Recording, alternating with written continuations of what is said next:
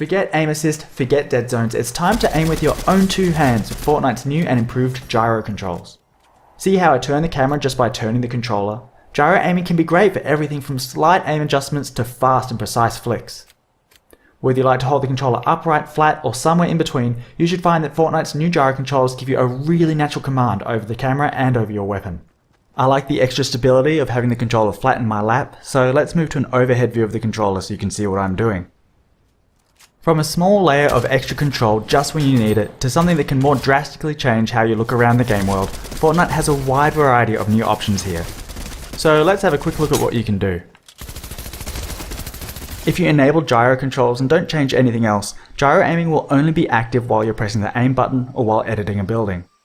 That way you don't have to worry about how you're moving your controller during regular gameplay, but you can activate it whenever you need it.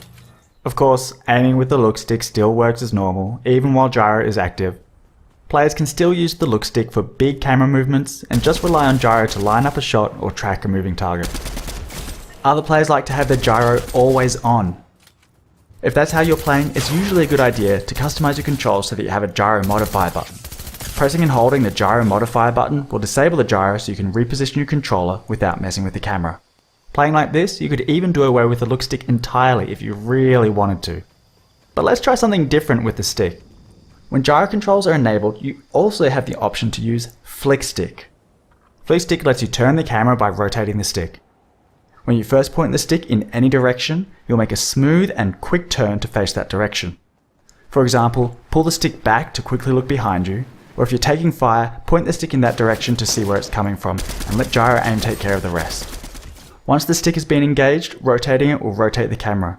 So between flicking and rotating the stick, this gives you fast and direct control over your bearing at all times. Now, because flick stick uses the whole range of the look stick just to turn the camera left and right, it gives you no way to look up and down. So flick stick requires that you have gyro controls enabled, and I strongly recommend flick stick players either have gyro aiming always on, or make it so that engaging the flick stick also activates gyro, so they can look up and down whenever they need to. Of course, the more drastically you change your controls, the more practice it's going to take to get comfortable with them. So as you give these new options a go and figure out what works best for you, it's probably a good idea to get some practice in Battle Lab, creative modes, or at least warm up against wildlife and NPCs before getting yourself into too much trouble. Check out the Fortnite blog for more details on the options available.